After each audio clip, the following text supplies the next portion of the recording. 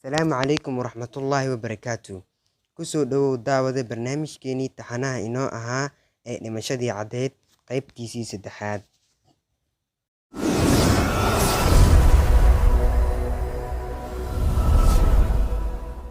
Cutubka labaad. Ana waxay ka soo tagtay xabsigii, waxayna soo aaday in ay la hadasho booliiska. Waxay sugtay xilli dheer xafiis yar dhexdiisa, laakiin saacad kadib waxa uu imaaday nin booliis ah qolkii yaraa. Wuxuuna ahaa nin weyn, qiyaastii wuxuu jiray 55 sano, indho baroon ah iyo qosol qurxoon ayuuna lahaa. Wuxuuna u dhaqaaqayay si deggan.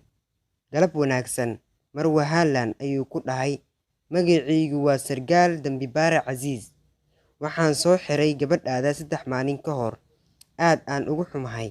Kani waa shay aan farxad u ahayn hooyooyinka. Waa shay aan farxad u ahayn gabdhaheeda inay ku aragto.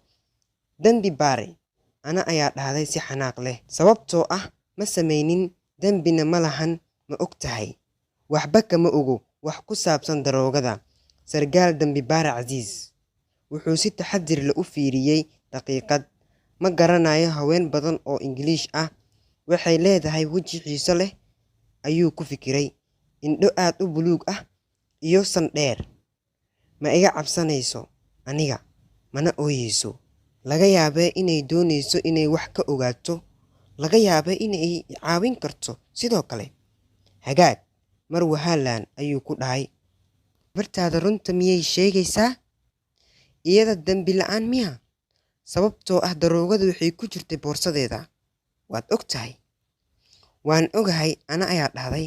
Laakiin iyada waxaa la socday wiil yar, Xasan. Si aada uma garanayso, aan u malaynayaa. Ii sheeg wax ku saabsan asiga. Fadlan, waxaan doonayaa in aan ogaado. Dambibaare Casiis wuu dhoola caddeeyay. Hagaag, ayuu dhahay. Laakiin marka hore ii sheeg wax ku saabsan gabadhaada.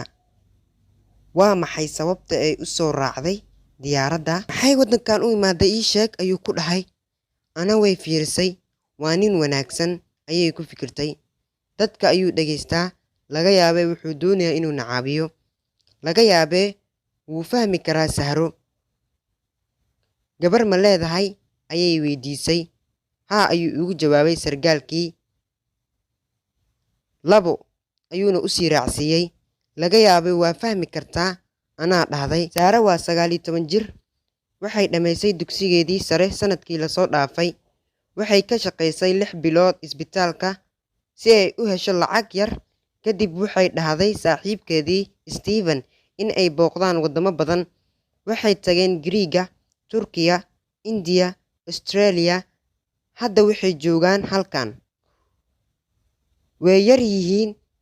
Waxayna doonayaan in ay arkaan waddamo cusub iyo magaalooyin cusub iyo dad cusub sidoo kale.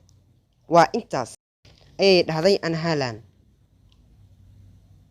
Waa arkaa, ayuu ku dhahay sargaalkii. Laakiin waqtiyada qaar dhalinyaradu waxay sameeyaan waxyaabo xunxun. Sababtoo ah waxay tagayaan waddamo kala duwan. Waxayna u baahan yihiin lacag. Maya Sahra, ana ayaa dhahday. Sahro waxay ka shaqaynaysay isbitaalka. Wayna ogtahay wax ku saabsan herointa. Waxay ogtahay inay dadka dili karto. Waxaan ahay dhakhtar. Waxay doonaysaa inay noqoto dhakhtar sidoo kale. Waan arkaa, sargaalkii ayaa ku dhahay. Mar labaad wuxuuna fiiriyay iyada. Wuuna fikiray, laakiin waxba ma uusan dhihin. Hadda ii sheeg wax ku saabsan wiilka dhalinyarada ah, Xasan. Ana ayaa dhahday.